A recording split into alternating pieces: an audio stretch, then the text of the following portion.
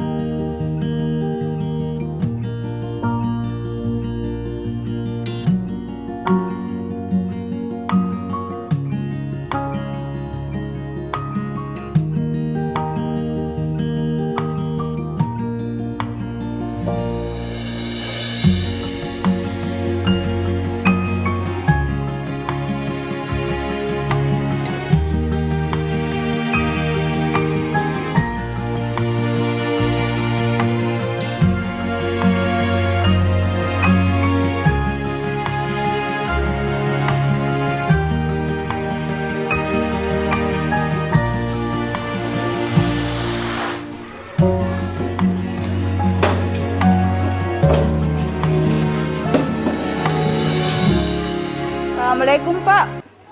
Waalaikumsalam warahmatullahi wabarakatuh. Perkenalkan, nama saya Nurul Kalbi JS dari Universitas Negeri Makassar, FIP UNM, jurusan PGSD. Kalau boleh tahu, Bapak namanya siapa? Nama saya Junai Esos. Bapak sekarang mengajar di kelas apa ini, Kelas Pak? 6 B. Kalau boleh tahu, Pak, saya ingin membicarakan tentang bimbingan konseling. Ya. Apakah bisa diluangkan waktunya sedikit? Ya, bisa. Oke, jadi pertanyaan pertama, Pak, apakah Bapak tahu tentang bimbingan konseling di SD? Ya, bimbingan konseling itu adalah memberikan pengarahan atau penjelasan tentang anak yang bermasalah. Kalau jenis bimbingan konseling yang diberikan Bapak itu secara kelompok di sini di dalam kelas atau pribadi atau orang per orang? Kalau yang saya berikan itu tentang bimbingan konseling adalah saya berikan dulu bimbingan konseling tentang anak-anak yang bermasalah. Kemudian saya melanjutkan dengan cara berkelompok. Oh, berarti dalam artian secara keseluruhan. Jadi yang bermasalah dulu secara pribadi, sudah itu dikasih masuk semua biar yang pintar ataupun maksudnya yang tidak melakukan masalah juga. Maksudnya yang secara keseluruhan supaya dia tidak tahu, supaya dia tahu apa kesalahannya, bagaimana supaya tidak bermasalah, begitu. Anu ya, Pak, sekedar memahami. Maksudnya umpama ada yang bermasalah, kita panggil dulu secara pribadi. Sesudah itu diadakan lagi bimbingan secara berkelompok, biar yang tidak bermasalah. Ya, seperti begini ya.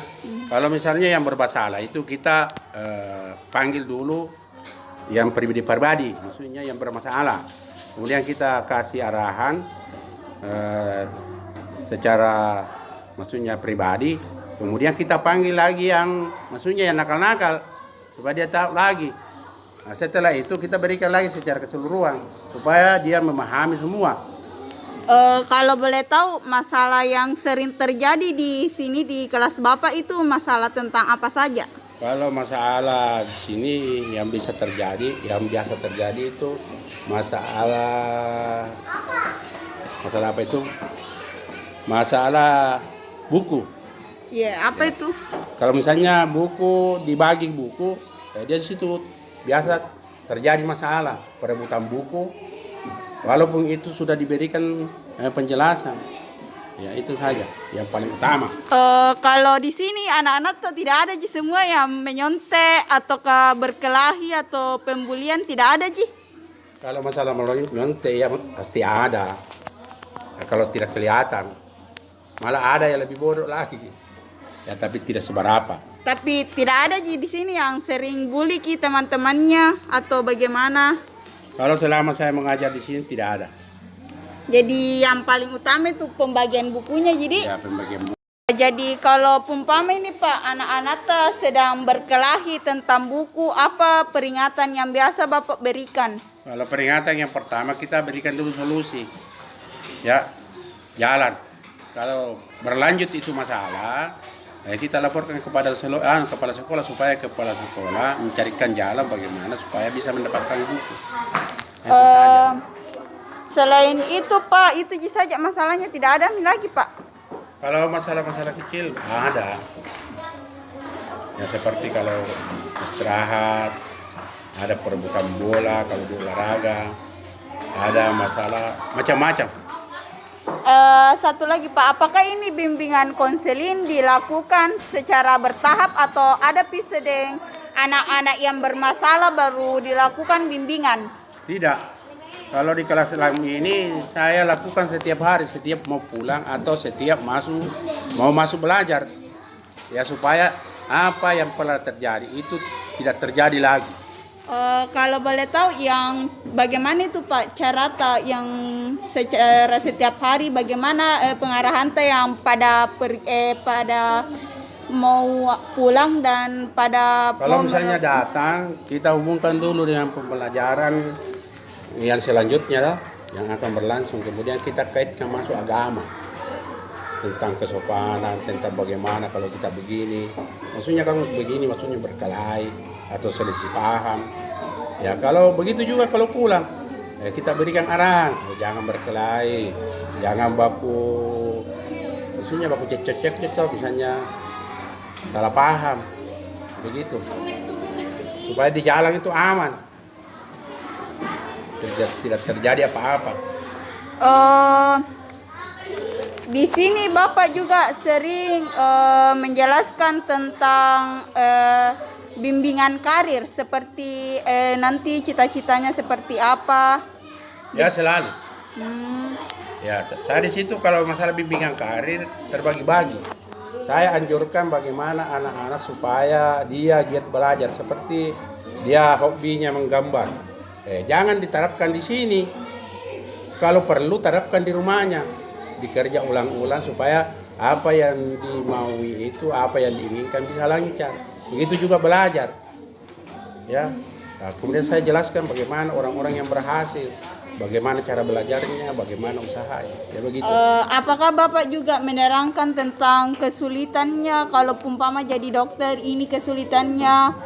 Begini vaksin grabnya, begini atau cuma sekedar memperkenalkan saja? Kalau itu sekali-kali saja dia, karena masih banyak yang tidak mengerti tentang itu. Itu saja masalah-masalah yang kecil yang rumit dia belum mengerti. Berarti dasar-dasarnya dulu ya, di Pak. Dasarnya.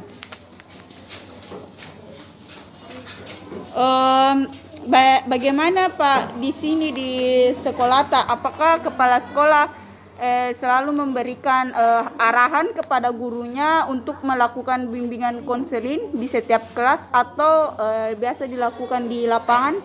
Kalau di sini baik di guru baik di kelas itu selalu ya, karena supaya itu bimbingan konseling selalu diingat, tidak dilupakan toh. Jadi kepala sekolah itu selalu menerapkan.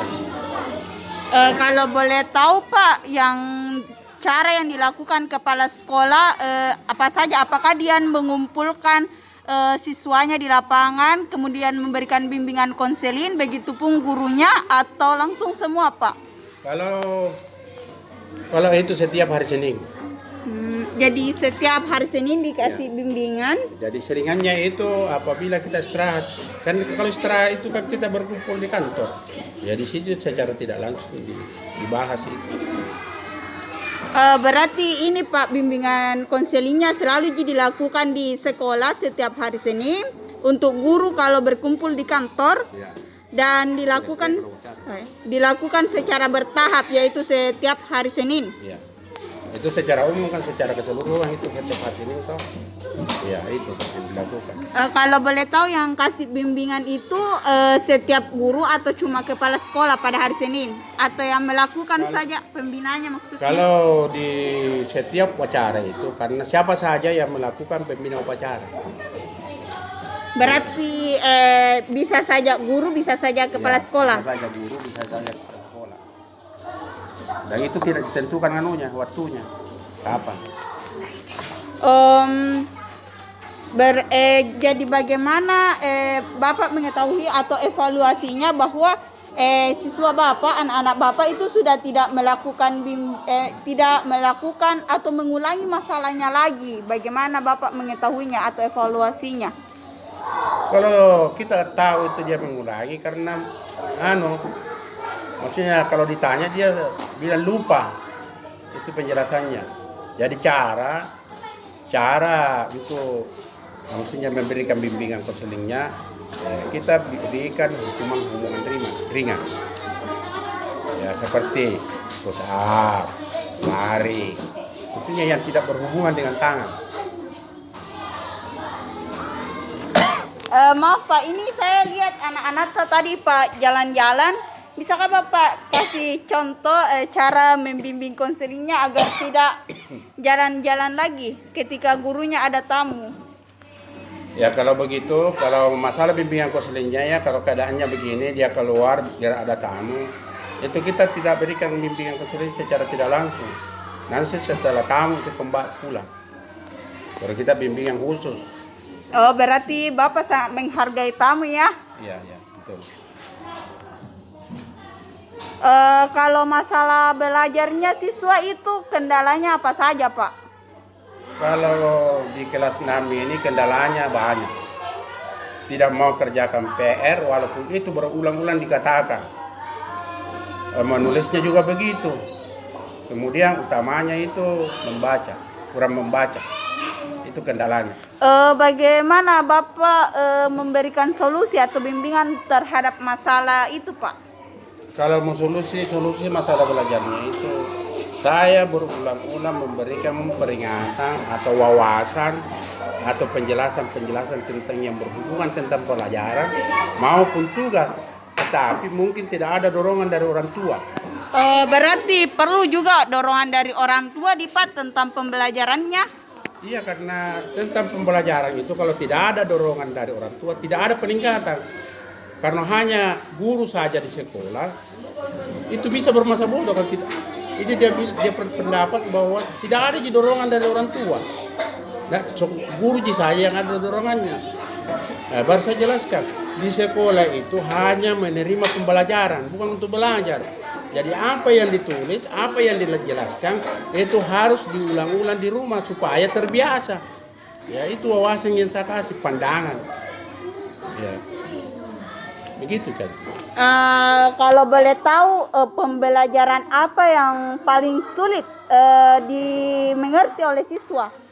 Kalau pembelajaran yang paling sulit dan susah, satu masalah bahasa daerah. Kalau matematika Pak, dia paham atau bagaimana? Kalau masalah matematika, ya 99 tidak paham. Kenapa ya Pak? Menurut Bapak, kenapa siswa di sini lebih tidak paham bahasa daerah? Ini kan bahasa sehari-harinya. Iya. Ya begini, kalau bahasa daerah itu kan bahasa kita sendiri sebagai orang Makassar. Tapi itu yang kujelaskan tadi, dia tidak mau memahami, tidak mau belajar, tidak mau latihan. Itu saja. Kalau di pembelajaran bahasa daerah yang mana paling sulit Pak? Apakah tulisan lontaranya atau memahami tulisan lontaranya? Ya karena kalau masalah tulisan lontara itu yang paling sulitnya itu membacanya. Kalau kita sudah tahu membaca dan sudah tahu menulis, itu sudah gampang. Kita bikin kalimat gampang, membaca gampang, ya begitu. Tapi dia malas, itu saja pokok utamanya, malas belajar. Berarti Pak, menurut Bapak solusi apa yang perlu dilakukan oleh kepala sekolah atau pemerintah daerah ataupun Bapak untuk masalah pembelajaran bahasa daerah yang tidak dimengerti oleh siswa, sedangkan ini kan bahasa sehari-harinya, Pak. Kalau Solusinya, Pak. permasalahannya atau solusi dari kepala daerah maupun kepala sekolah tidak ada. Karena itu nanti kita disalahkan sendiri bagaimana cara membuat. Tapi solusi saya hanya satu, rajin membaca dan menulis. Itu ya. Kalau itu ya rajin membaca dan membaca itu mengenali huruf-hurufnya. Nah, kemudian setelah kita mengenali kan kita sudah gampang untuk menulis. Oh, kalau nga ini, kalau ca ini, kalau ba ini, berarti kita sudah bisa membaca, bisa menulis. Ini solusinya, tidak ada yang mau belajar, itu kuncinya. Dan tidak ada juga dorongan dari orang tua. Berarti ini Pak, intinya orang tua saja Pak. Intinya karena orang tua itu harus bekerja sama dengan guru. Kalau tidak ada dorongan, maksudnya kita hanya guru yang mempunyai dorongan kepada murid, tidak ada dukungan dari orang tua, bagaimana? Itu kita bilang bertepuk sebelah tangan. Satu kali lagi Pak, apakah Bapak juga memberikan bimbingan pada siswa yang tidak bermasalah dan atau bisa dikatakan pintar? Kalau solusinya di sini yang diberikan bimbingan itu yang secara khusus itu hanya anak-anak yang bermasalah. Seperti yang tidak paham tentang tadi bahasa daerah, kemudian bermasalah tentang masalah-masalah sepele seperti berkelas, tentang buku, ya itu diberikan ikut secara khusus. Tapi kan biasa Pak, ada juga siswa yang pintar atau tidak bermasalah ikut mendengarkan bimbingan Bapak. Baik Pak, terima kasih atas waktu yang telah diberikan dan jawaban yang Bapak berikan. Terima kasih dan assalamualaikum warahmatullahi wabarakatuh. Makasih Pak. Peninjauan atau hasil wawancara saya dengan salah satu guru yang berada di sekolah SD Impres Bontocinde Tak Ciri. Sekian dan terima kasih. Jika ada kata-kata yang kurang berkenaan, mohon dimaafkan dan assalamualaikum warahmatullahi wabarakatuh.